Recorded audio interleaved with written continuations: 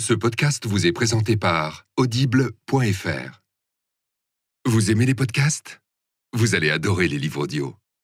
Cet été, plongez dans de nouvelles histoires avec l'application Audible. Que vous soyez polar, romance ou coaching, écoutez vos livres audio les pieds dans l'eau. Avec l'offre d'essai, le premier livre audio est offert sur audible.fr/slate.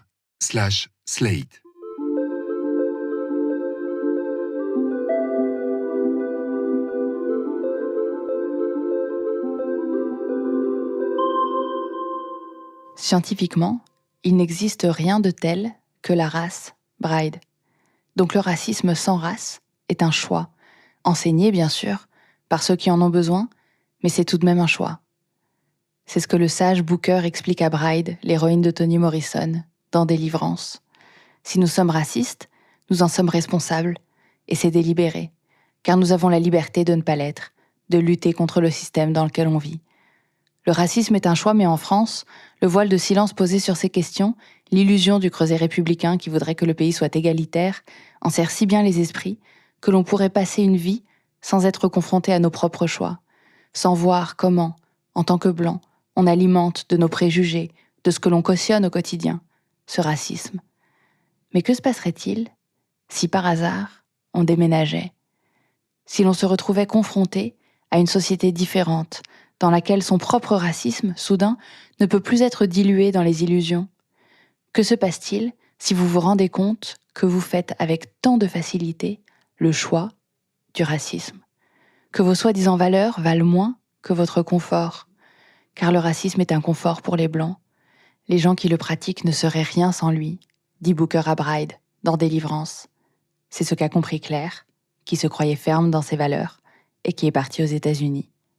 Un épisode d'Alexandre Mognol.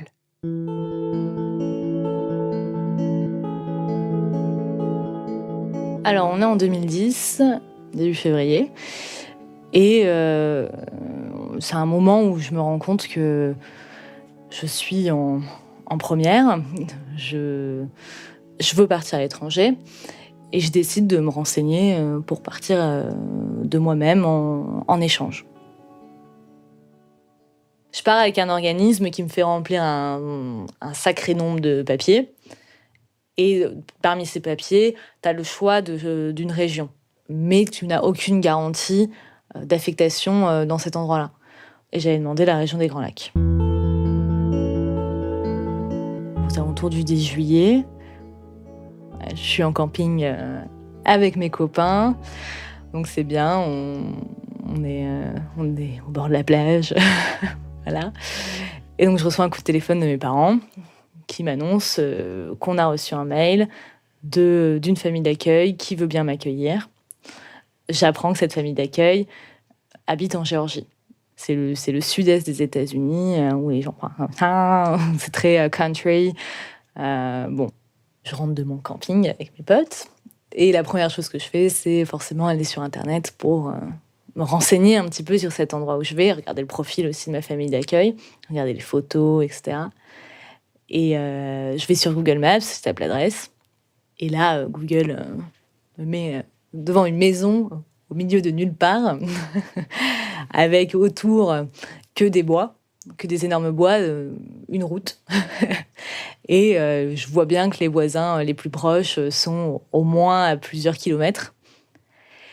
Mais là, pour le moment, moi, je collecte mes informations et je me prépare comme je peux parce que je pars 15 jours après. Je pars le 24 juillet, exactement 2010. Donc, je fais mes 9 heures de vol pour aller jusqu'à Atlanta. Arrivé à Atlanta, j'arrive à mon bagage et là, je reconnais ma mère d'accueil, Dana, et celle qui sera ma camarade d'aventure, qui est finlandaise, qui s'appelle Eni et qui est aussi accueillie par la même famille. Et donc là, ma mère d'accueil me prend dans les bras, me fait un énorme hug. On sort, il faisait trop froid à l'intérieur, et dehors, il doit faire, 45 degrés, quelque chose comme ça. Parce que la Géorgie, c'est chaud, c'est très chaud. Et une chaleur complètement étouffante. On se dirige vers le gros pick-up à l'américaine. C'est ces pick-up avec cet énorme coffre ouvert à l'arrière. Bon, on part et on se dirige vers la maison. On arrive, on passe la porte. Alors c'est 2 maisons l'une à côté de l'autre. Une qui semble être une vieille maison un peu semi-abandonnée sur la gauche, et sur la droite, il y a une jolie maison en briques rouges, très à l'américaine, donc l'herbe bien coupée, pas de clôture, la petite boîte aux lettres blanche avec le petit taquet rouge qui remonte. Enfin, bon, on est bien aux États-Unis, il n'y a pas trop de doute. Et donc, très rapidement, mes parents d'accueil nous font visiter la maison. Bon, je repère juste une tête de cerf accrochée au mur, un coucard empaillé dans le bas du salon. Bon, je savais que j'étais dans le sud, les animaux empaillés, je m'y attendais un peu. Et très vite, ils nous montrent notre chambre et on va se coucher. Et première journée. Alors, la rentrée, là où je suis, c'est début août. C'est aux alentours du 8 août.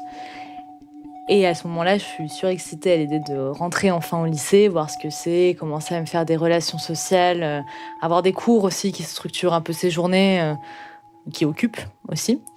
La veille de cette fameuse rentrée, on est dans la cuisine avec tous les 4, avec mes parents d'accueil et ma colocataire.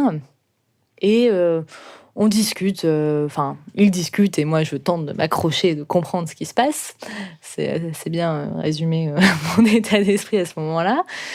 Et puis on est là autour de cette espèce de bar central, un petit peu, cuisine à l'américaine, donc avec le plan de travail central. On est tous autour. Et puis mon père d'accueil se tourne vers moi et nous demande, ma colocataire et moi, il y a beaucoup de noirs dans ton lycée. À ce moment-là, je me dis, mais j'ai pas le compris, tu sais. Il y a beaucoup de noirs dans ton lycée. C'est quoi cette question? Je sais pas, je me suis jamais posé la question. Je regarde ma colocataire pour essayer de voir si j'avais bien compris. Elle répond, bah non, moi non, en Finlande, c'est pas trop le cas, voilà. Il se retourne vers moi et je dis, je sais pas, je sais pas. Il me répond, ici, il y en a beaucoup. Je comprends pas trop pourquoi il me dit ça. Il y a vraiment une forme de malaise. Il y a vraiment une énorme forme de malaise parce que je trouve que c'est extrêmement déplacé. Et c'est quelque chose que j'aurais jamais imaginé entendre aussi frontalement. Le lendemain, c'est la rentrée. Et pour aller au lycée, on prend ce fameux bus jaune qu'on peut voir dans Les Simpsons et toute autre série américaine. Et je sors de mon allée, le bus jaune s'arrête, fait ses 2-3 coups de klaxon, etc. Je monte dans le bus. On monte dans le bus avec ma colocataire. Et au moment où j'arrive dans le bus, et je regarde autour de moi, et là, je me rends compte qu'effectivement, il n'y a que des noirs. Ce qui me choque sur le moment, c'est que je me rends compte déjà qu'il y a que des noirs, alors que je vais au lycée, que c'est mon premier jour de rentrée, je pourrais être stressée par 1000 autres trucs et même pas capter les gens autour de moi. Ça fait un peu écho avec ce que j'ai entendu la veille, malgré moi. Ça fait quand même écho. Tout le monde nous regarde. Alors, est-ce que c'est parce qu'on est blanche ? Je ne sais pas, mais en tout cas, on est nouvelle, c'est un petit village, donc tout le monde se connaît, donc tout le monde voit et tout. Enfin, on sait du coup qu'on est étrangère probablement. Il y a aussi cette curiosité-là. Et donc bon, on s'assoit à l'arrière, on avance dans le bus, on s'assoit à l'arrière et ensemble. Et puis personne ne nous vient nous parler, personne ne semble vouloir communiquer avec nous, mais en même temps, c'est normal, c'est un bus scolaire. C'est rare de communiquer avec tout le monde dans son bus. Et donc, on se dirige vers le lycée. Alors, dans ce bus, en étant marquée par la couleur de peau des gens autour de moi, ça me rappelle à ma propre couleur de peau. Et c'est vraiment à ce moment-là où je me rends compte que je suis blanche, en fait. Et tu te demandes pourquoi tu le remarques. Que ce soit aussi direct et inné, et puis comme si c'était un réflexe, ça monte dans mon cerveau de remarquer ça, ça me fait un peu peur, ça me fait vraiment peur. Je me dis quand même, tu devrais pas le remarquer, en fait. Selon moi, mes valeurs et selon mon imaginaire de ce que je suis à ce moment-là, je me dis, tu devrais jamais remarquer que t'as pas la même couleur de peau des gens. Moi, à cette époque-là, je m'imagine, moi, dans mes valeurs, on est tous pareils, on est tous des êtres humains, on s'en fout de la couleur de peau, on s'en fout de nos origines sociales, etc. Et en fait, je le remarque. Mais ça me donne vraiment l'impression d'être juste mal à l'aise à cause de leur couleur. Sur le moment, j'ai l'impression d'être mal à l'aise à cause de leur couleur et de ma couleur. Et c'est un peu comme si je me trahissais moi-même, parce que je me dis, tu devrais, selon tes idéaux, tu devrais même pas le remarquer. Une fois arrivée au lycée, il y a vraiment quelque chose qui me marque dès le début. C'est un petit lycée, c'est un lycée où il y a collège plus lycée, on est 500 élèves, quelque chose comme ça, pas plus. 250 noirs, 250 blancs. Après, il y a quelques personnes d'origine mexicaine, quelques personnes asiatiques, mais vraiment, principalement, il y a des noirs et des blancs. Et c'est pareil, là, ça va stimuler un petit peu le côté mon Dieu, pourquoi est-ce que tu le remarques alors que tu devrais pas le remarquer ? Parce que ça me fait vraiment bizarre. Et c'est bizarre, l'environnement est différent. Je me rends bien compte, dès le début, que même s'il y a moitié noir, même s'il y a moitié de blanc, ils sont séparés dans leur action. Les noirs sont entre noirs quand ils discutent dans les couloirs, les blancs sont avec les blancs. Il n'y a pas un mélange qui ferait qu'on se sent forcément directement à l'aise et qu'on remarque rien. On est obligé de remarquer quelque chose. Et quand je vais manger mon repas de midi, là, c'est hallucinant, quoi. C'est hallucinant. Tous les noirs sont assis entre eux. Tous les blancs sont assis entre eux. Il y a juste une table un peu mixte, mais c'est tout simplement parce que c'est des gens qui font partie d'une autre communauté. Ça va être les personnes un peu les métalleux, ceux qui sont à la fanfare de l'école, vraiment dans le cliché américain. C'est un peu les bisus qui foutent du tambour et eux, par contre, ils sont mélangés. À aucun moment, je me verrai aller m'asseoir avec les noirs. Puis je suis blanche, donc je vais m'asseoir avec les blancs. C'est là ma place. C'est évident. Il y a pas de... La question, en fait, c'est comme si elle pouvait même pas se poser. Donc je me rends pas compte de la force que ça a. Ce racisme ambiant, cette suspicion non-stop fais attention, pas ce quartier-là. Il y a vraiment un jugement constant, extrêmement péjoratif envers la partie noire de la population, qui est extrêmement violent mais diffus, qui t'imprègne vraiment. Les premiers jours, je me dis qu'il faut pas que je me laisse, que je me ferme des opportunités. Je me dis que j'ai plein de gens à rencontrer, que ça sert à rien d'aller me mettre directement dans un groupe de gens, et d'autant plus sous prétexte qu'on a la même couleur de peau. Donc, j'ai une attitude extrêmement ouverte envers les autres. Je parle à tout le monde, ou du moins j'essaye de parler à tout le monde.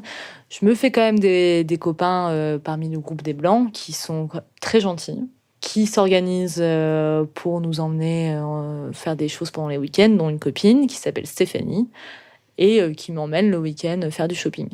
Et cette fameuse Stéphanie, qui est très bien intégrée dans l'administration, puisqu'elle travaille en parallèle à l'administration, me dit un jour, avec un espèce de sourire et petit rire, parle pas à ces gens-là, quoi, un peu. Parle pas à ces gens-là, ça sert à rien.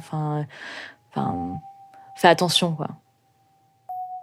Donc du coup, sur le moment, je me dis même pas, vas-y, je m'en fous, je fais ce que je veux. Je me dis même pas ça. Je me dis, ok, je me dis que ça va pas changer mon attitude, mais en fait, ça la change complètement. À partir de ce moment-là, je me montre moins ouverte envers la population noire du lycée, quoi. Je souris plus aux mêmes personnes. J'avais des voisins de casier qui sont noirs, mais maintenant, quand je vais à mon casier, je les regarde pas. Alors qu'avant, on saluait. Normal, c'était voisin de casier. Mais là, je les regarde plus.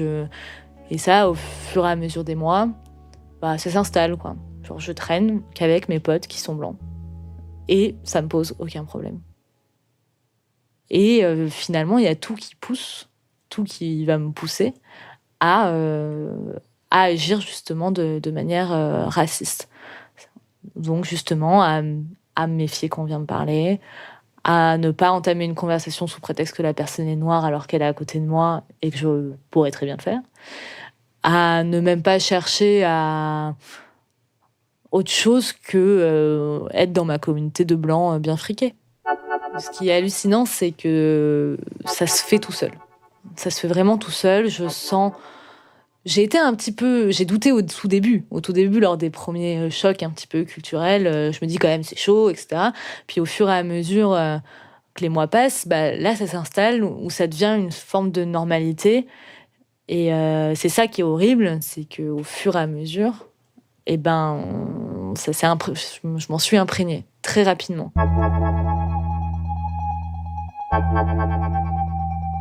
On est dans la deuxième partie de l'année et il y a ce fameux jour de la mort de Martin Luther King, qui est un jour férié aux États-Unis. Et je me suis dans le bureau, je passe, un bureau traversant dans ma famille d'accueil, je passe dans le bureau et je vois ma mère d'accueil qui est sur l'ordinateur en train de chercher des trucs sur l'équivalent du Bon Coin local. Et je sais pas, je dois faire une réflexion du style c'est cool, il n'y a pas cours aujourd'hui, une petite phrase bateau pour lancer la conversation, etc. Et là, elle a une réaction ultra violente. Elle semble un peu en colère, je sais pas pourquoi. Et elle se retourne vers moi et elle dit en riant à moitié d'un rire un peu cynique, un peu méchant, franchement, je comprends même pas pourquoi ce jour-là il est férié pour un type comme ça. Alors là, je suis complètement, je suis scotchée. Là, je dirais, je sais même pas quoi dire, je sais même pas quoi répondre. Un truc pareil, je la regarde, puis je la vois monter un peu dans ses grands chevaux. Vraiment, on sent que ça vient du cœur, quoi. Elle le pense vraiment, ce qu'elle vient de dire. Alors, ce qui est surprenant, c'est qu'à ce moment-là, je pense pas du tout à moi. Je me dis, ils sont racistes. Je me dis pas, moi, dans ma manière d'agir, je le suis aussi. Événement très important, forcément. Je suis en terminale aux États-Unis, le fameux bal de promo. Vers le mois de février. Le bal de promo, c'est début avril. On est au mois de février. Et là, tout le monde commence à choisir son partenaire. Donc, généralement, c'est les garçons qui proposent aux filles. Certains mettent les formes, d'autres, ça se fait très simplement, etc. On a un petit lycée, donc c'est un peu à l'amiable comment ça se produit. Et moi, je suis censée y aller avec un garçon que je fréquente, qui n'est plus au lycée, qui est à l'université, et qui m'avait proposé qu'on y aille ensemble, qui m'avait dit que ça lui ferait plaisir d'y retourner, etc. Finalement, il m'annonce qu'il ne peut pas, parce que ça coûte trop cher, etc. Et je me retrouve toute seule, sans cavalier. Ce qui n'est pas en soi un énorme problème, mais il fallait quand même que je me trouve un cavalier, c'est quand même cool de se retrouver tout seul. Et un jour, ça doit être assez vite dans la continuité, c'est dans la continuité, ouais. Quelques jours après ça, je suis en cours de maths, ma première heure de cours le matin. Je discute avec mes copines, je leur dis que finalement, je n'irai pas avec lui. Puis, je pense à ce copain, à ce pote qui est noir, qui est bien intégré par les Blancs parce que c'est le quarterback de l'équipe de foot. Un peu classiquement, il est populaire parce qu'il est sportif. Mais c'est pas leur ami, mais ils se parlent en cours, quoi. Et moi, je lui parle aussi. Et je m'entends bien avec lui. Et en fait, il m'avait raconté qu'il pouvait pas aller au bal de promo avec sa copine parce qu'elle était blanche et que lui il était noir. Et le père de sa copine ne voulait pas qu'elle aille au bal de promo avec lui. Donc forcément, il en était assez affecté parce que c'est un petit peu violent, ce genre d'annonce.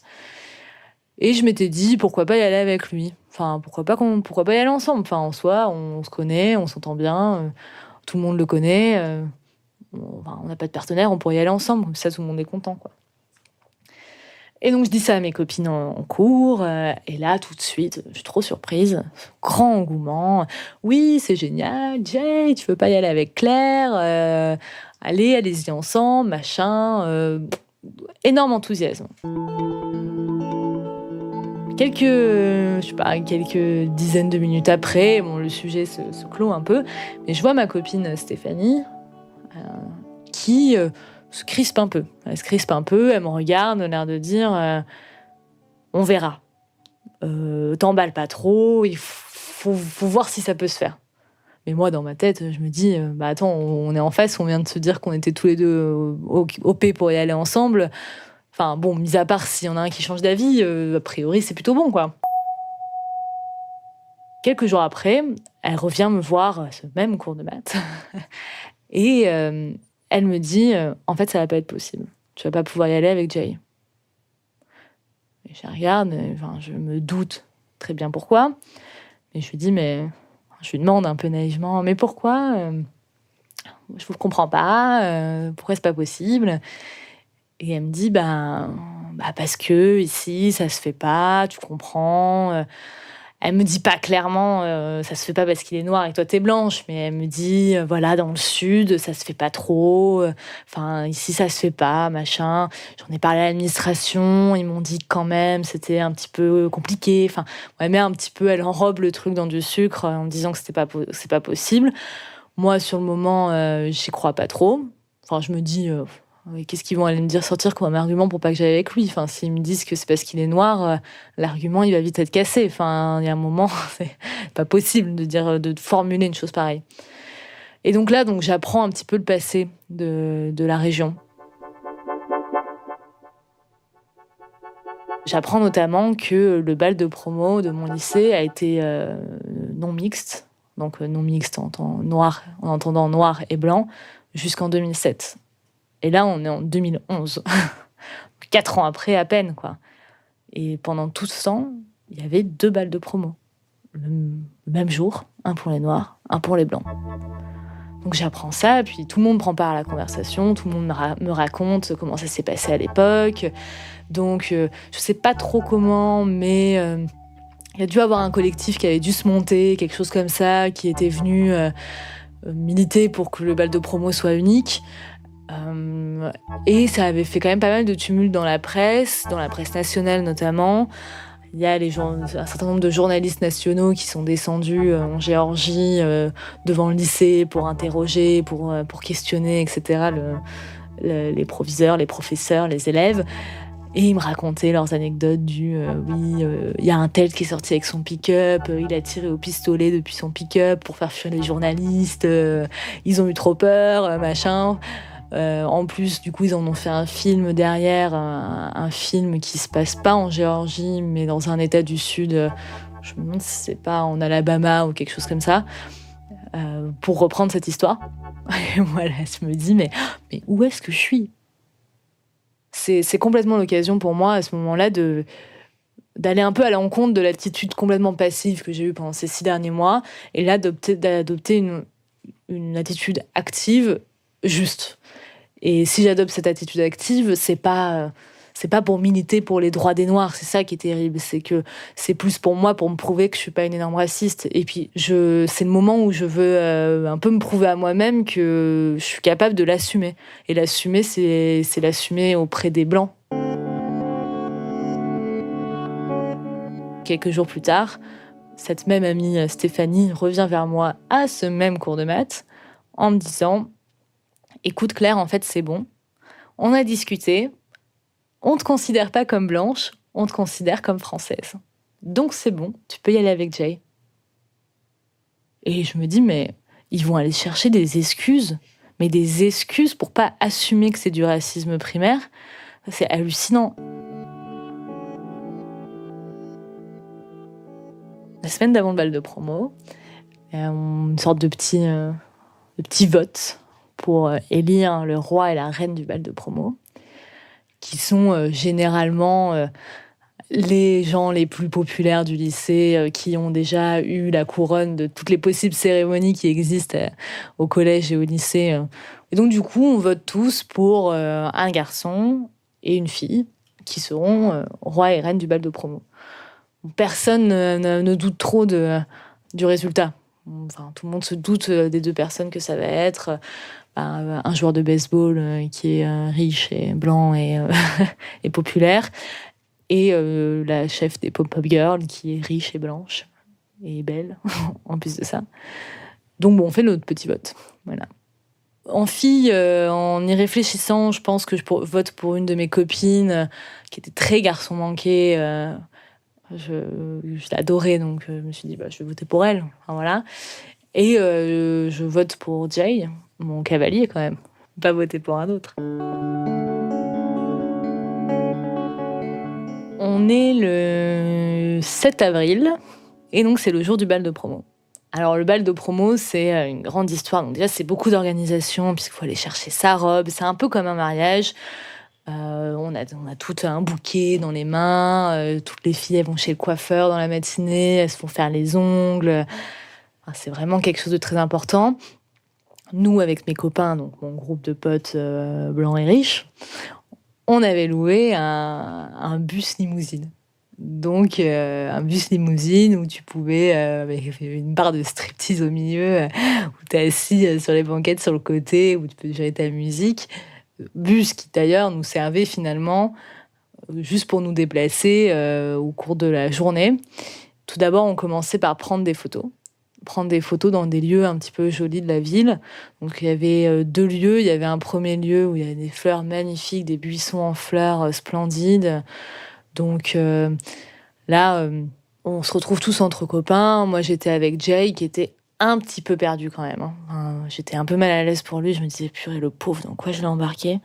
Il n'est pas avec ses potes, il est là avec toutes les petites minettes qui prennent des photos avec leurs cousines, leurs nièces, leurs machins. Enfin, ça dure, c'est interminable. Et mais bon, il me dit que tout va bien, qu'il n'y a pas de problème, qu'il est content. Enfin bon, donc je le crois sur parole et je profite de ma journée. Une fois qu'on a pris les photos, on se redirige vers le lycée. Et au lycée, nous attendent finalement à peu près la moitié du village, puisqu'il y a toute la famille de chaque personne, les copains qui sont dans les années inférieures, etc., qui nous font une sorte de haie d'honneur autour d'un tapis rouge qui nous amène dans le lycée. Nous, on se met derrière l'estrade dans l'amphithéâtre. Les familles s'installent dans l'amphithéâtre, etc. Et là, l'objectif, c'est de faire ce qu'on appelle the walk, où finalement chaque couple avance les uns après les autres, fait une petite pause devant tout le monde, chacun crie, voilà, on se met un peu en scène en fait. Et donc voilà, après toute cette scène du walk, etc., on va s'asseoir et on attend le dépouillement du fameux roi et reine du bal de promo. Et donc, le proviseur appelle le roi, qui est forcément le mec auquel tout le monde s'attendait. Et là, le proviseur appelle le nom de la reine du bal de promo. Et là, il dit mon nom. Il dit Claire Pasquare. C'est avec un nom, avec un accent sur mon nom hallucinant. Tous mes potes se retournent vers moi. Je suis complètement choquée. Je me dis, mais attends, pourquoi pourquoi moi pourquoi? Donc bon, j'essaie déjà de comprendre ce qu'il faut que je fasse. Donc je me lève, je me dirige vers l'estrade. Je suis toute sourire forcément parce que j'ai à peine 18, oui, je viens d'avoir 18 ans, donc je sais pas, c'est quand même le cliché, quoi. La petite Française, t'es aux États-Unis, tu te fais les reines du bal de promo. Je suis sûre, dans ma tête, je vais me dire, oh putain, quand je vais raconter ça à mes potes, c'est pas possible. C'est une expérience unique. C'est hallucinant. Du coup, en plus, je récupère ma petite couronne. Donc, on prend des photos avec le roi, avec le proviseur, on se fait applaudir, etc. Je suis surexcitée. Et je demande à mes potes, quoi. Mais c'est vous, vous avez voté pour moi, mais pourquoi est-ce que je suis élue? Et ils se retournent tous, ils font moi non. Et puis un peu penaud, en mode, ils se regardent et ils me disent, ouais, on aurait pu y penser quand même. Ils étaient un peu gênés de me dire non, mais ils ont été honnêtes. Ils m'ont dit non, c'est pas nous, quoi. C'est pas nous. Ça fait quand même une bonne quinzaine de personnes au final, blanches. Donc je comprends pas. Je laisse un peu couler, on part à la soirée qui se déroule dans une pièce qui a été aménagée. Et je croise Jay qui est avec ses potes, donc je le rejoins, je discute avec lui, je dis bonjour aux gens, on danse un peu, etc. Puis au bout d'un moment, je lui dis mais Jay, pourquoi tu sais toi qui m'as élu. Mais franchement, quand je lui pose la question, je suis persuadée qu'il va me dire bah non, j'en suis persuadée. Et il me dit bah bien sûr. Je dis bah c'est-à-dire moi j'ai voté pour toi et on a tous voté pour toi. Tous, ils me montrent, quoi, ses potes, quoi. Nous tous, quoi. Et en fait, je me rends compte que tous les Noirs ont voté pour moi. Il y a 4 ans, le bal de promo, il était séparé entre les Noirs et les Blancs. Et là, tous les Noirs, collectivement, ils se l'ont dit quand même, hein, ils se sont dit, ouais, on vote pour Claire. On votait pour moi, parce que j'y allais avec Jay. Et le truc, c'est que ils auraient jamais voté pour moi si j'avais été allée avec un blanc. Et ils auraient jamais voté pour la partenaire de Jay si elle avait été noire. C'est une forme de résistance de pas voter pour la personne populaire blanche, mais de voter pour la personne qui va avec un noir. Et à travers ça, ils font passer un message de lutte. Et je suis un peu gênée. Je suis fière aussi, mais je suis un peu gênée parce que j'ai pas l'impression d'être parfaite non plus, d'avoir agi parfaitement durant cette année. C'est pas comme si j'avais fait des efforts et que je m'étais battue pour aller m'asseoir avec les Noirs à la cantine, ou que je m'étais pas révoltée pour certains trucs, ou que je m'étais pas vraiment ouvert auprès de tout le monde, peu importe la couleur de peau. J'ai pas agi d'une manière irréprochable. Je me suis vraiment je me suis fait peur, en fait, dans ces moments-là. Et ce qui me terrifie, c'est que je suis pas sûre que demain, dans le même contexte, ou dans un contexte similaire, je reproduirai pas les mêmes erreurs.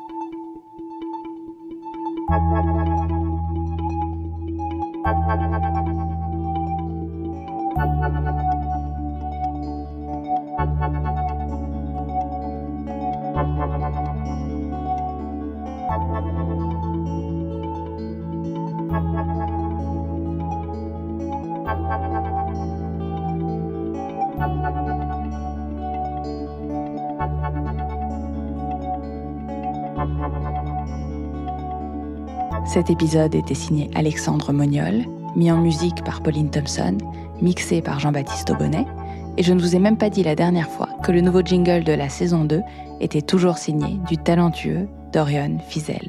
Si cet épisode vous a plu, partagez-le sur les réseaux sociaux et venez nous distribuer plein d'étoiles sur iTunes. Je vous conseille aussi le roman Délivrance de Toni Morrison, édité chez Christian Bourgois. Et sur le sujet du racisme, nous avons un nouveau podcast en 3 épisodes qui arrive. J'espère qu'il vous plaira et nous vous en donnerons bientôt des nouvelles. À très vite. Ce podcast vous a été présenté par Audible.fr. Vous aimez les podcasts ? Vous allez adorer les livres audio.